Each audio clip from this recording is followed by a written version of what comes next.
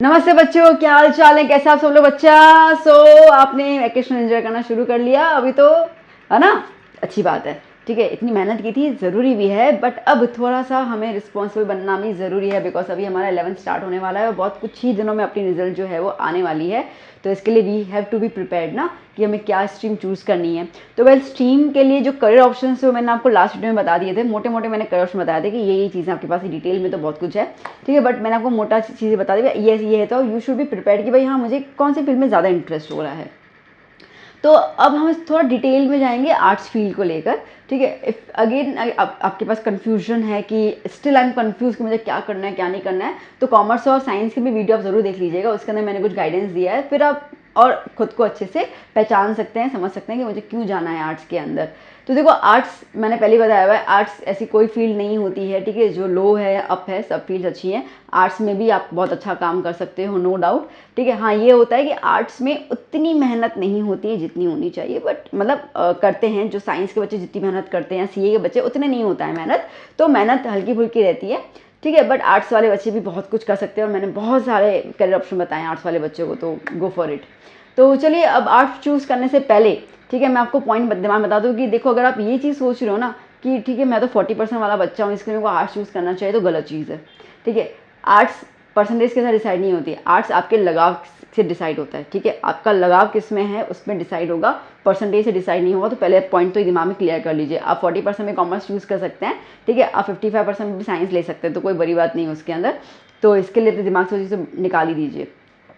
यहाँ पे सिर्फ और सिर्फ बात आती है मेहनत करने की, उसके अलावा कोई बात नहीं आती है।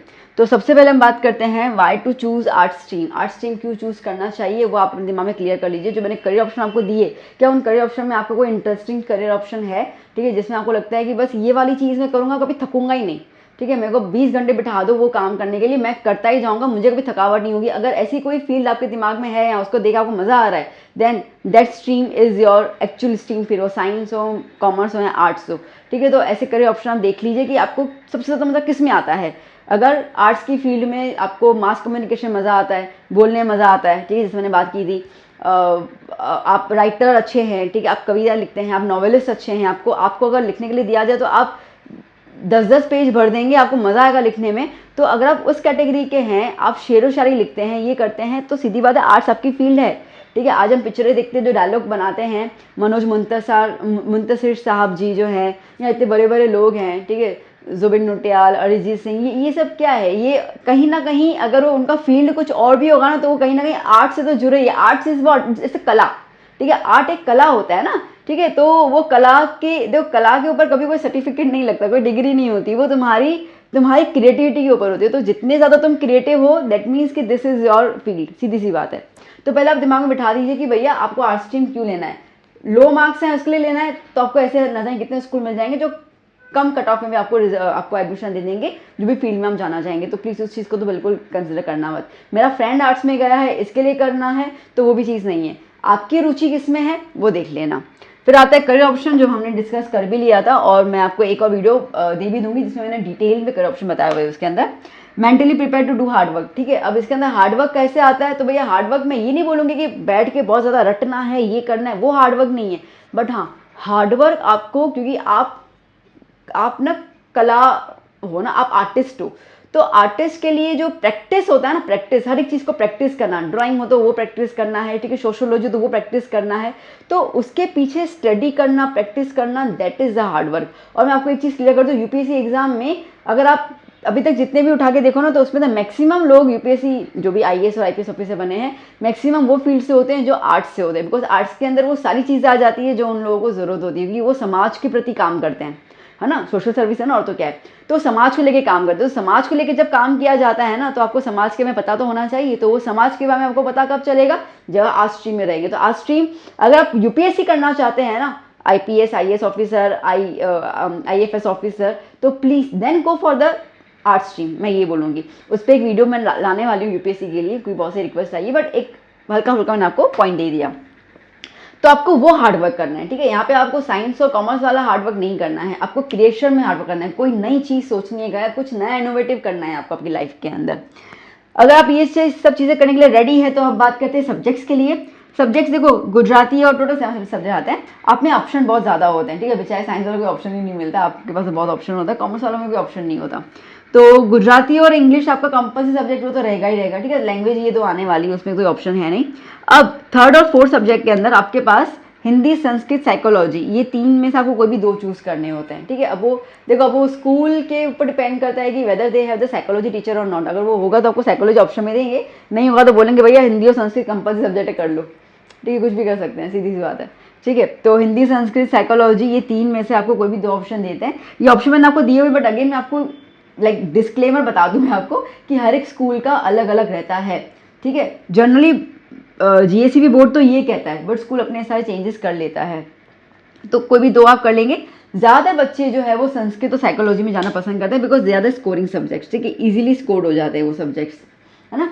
साइकोलॉजी, मनोविज्ञान, और आजकल तो आपको पता है, ठीक है, हर बंदा पागल लगा पड़ा है, ठीक है, हर एक को साइकेट्रिस्ट की ज़रूरत है, डिप्रेशन, स्ट्रेस, एंग्जाइटी, ब्ला ब्ला ब्ला, ना जाने कौन सी चीज़ें उनको आ गई है।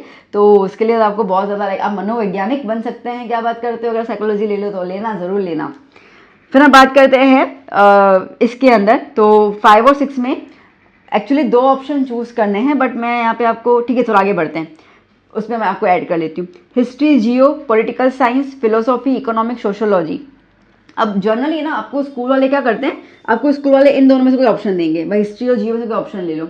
जनरली बच्चे जियो काफ़ी ज़्यादा चूज़ करते हैं, वो उनके लिए ईजी रहता है। हिस्ट्री में आपको पता है, ठीक है, न जाने किन की चीज़ों की बातें होती है, बट अगर आपको यूपीएससी में जाना है ना, then history is a good subject, ठीक है, तो आप चूज़ कर सकते हैं, ठीक है। तो हिस्ट्री और जियो का एक ऑप्शन लेते हैं। पॉलिटिकल साइंस और फिलोसॉफी, पॉलिटिकल साइंस और सोशोलॉजी का शायद एक ऑप्शन आता है, ऐसे कोई आता है, ठीक है। यहाँ हो सकता है कि आपको फिलोसॉफी कंपल्सरी सब्जेक्ट बोल दें, भाई कंपल्सरी, अगर उनके पास टीचर होगा ना तो आपको बोलेंगे कंपल्सरी सब्जेक्ट आपको चूज़ करना ही है, ठीक है, मैं आपको क्लियर कर बता देती हूँ।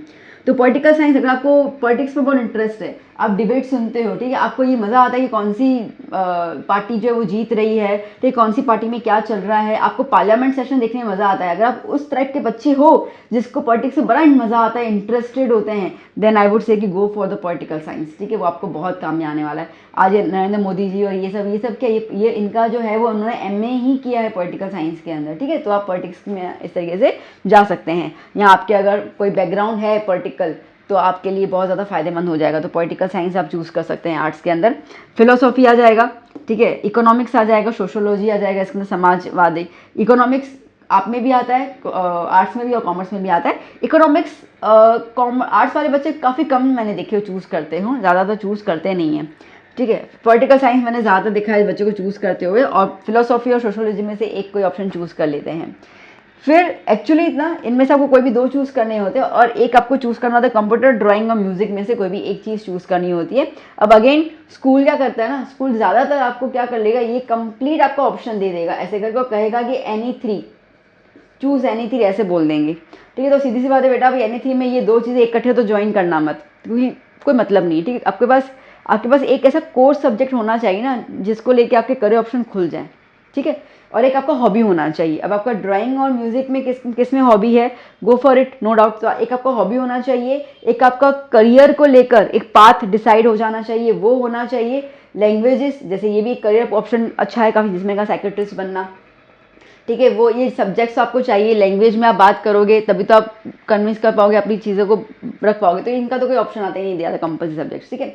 तो इस चीज़ के अंदर आपको है ना, आप कितने भी वीडियोस देखोगे ना, आपको इसमें अलग अलग चीज़ें लोग बोलते नजर आएंगे, ठीक है। कोई बोलेंगे कि इनमें से कोई भी 3 ऑप्शन ले लो, कोई आपसे ये कहेगा कि ये 2 मिल रहे हैं, ये 2 मिल रहे हैं, कोई एक चूज़ कर लो, इनमें से कोई भी एक चूज़ कर लो। तो हर एक ने अपना अपना बनाया हुआ है एज पर देयर स्कूल, या उनके आसपास जो स्कूल्स में चलता होगा उस हिसाब से।